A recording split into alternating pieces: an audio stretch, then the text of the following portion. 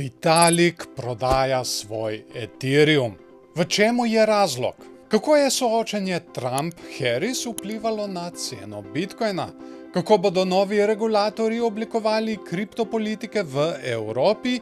In ko smo že pri Evropi, EU bo še letos objavila uradne standarde za stabilne kovance. Na koncu pa si bomo še ogledali, kako je težavnost Bitcoin rudarjenja ta teden dosegla nove rekorde. Dobrodošli v Kriptopulzu tega tedna.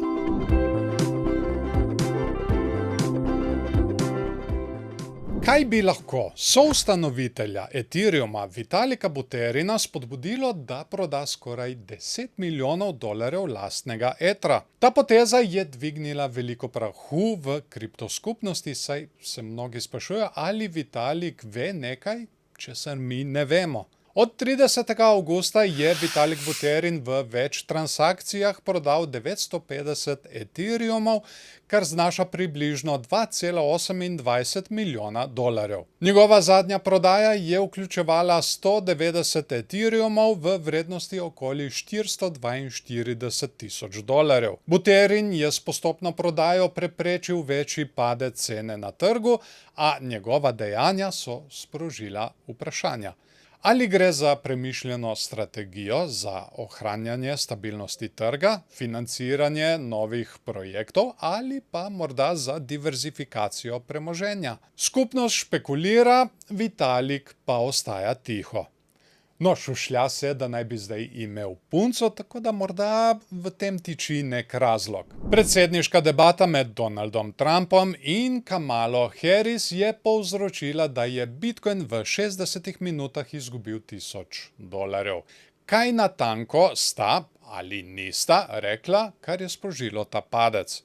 11. septembra je cena Bitcoina po ameriški predsedniški debati padla na $56,000, kar je seveda razočaralo trg. Investitorji so se po odsotnosti jasnih stališč glede kriptovalut strani Donalda Trumpa in Kamale Harris odločili za prodajo, kar je povzročilo seveda pritisk na ceno.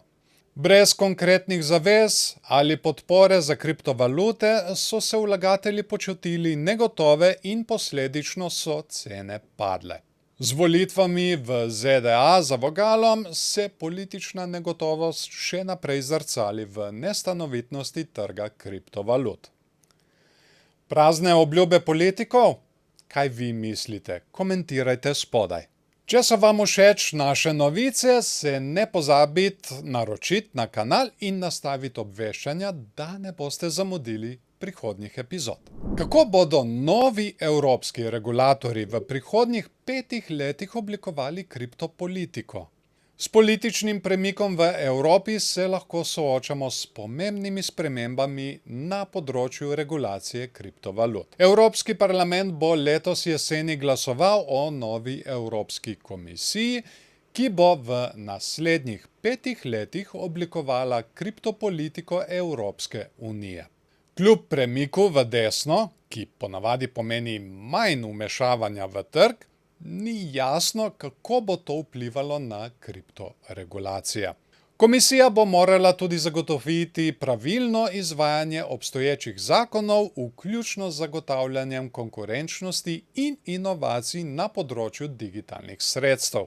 V prihodnjih letih bo ključno, kako bo EU ohranjala ravnotežje med regulacijo in spodbujanjem inovacij.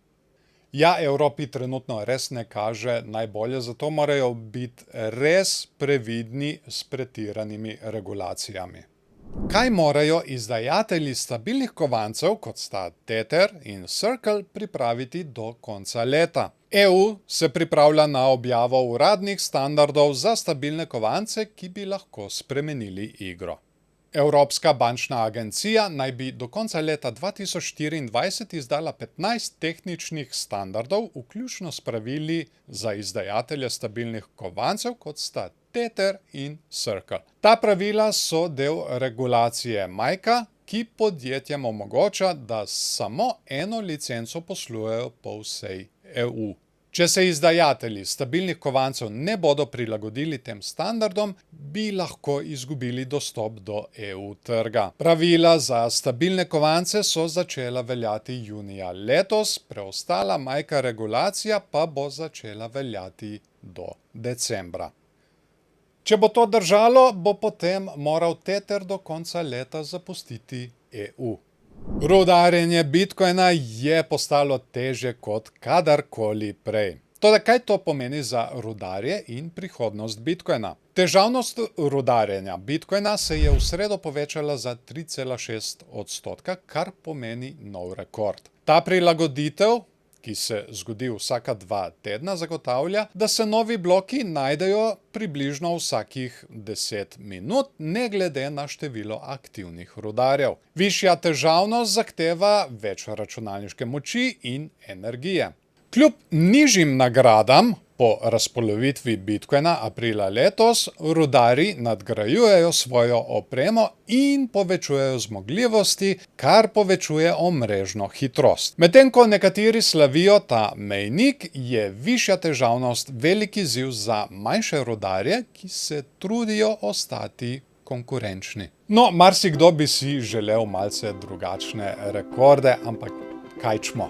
To bo tudi vse za to epizodo. Hvala vam za ogled in se vidimo naslednjič.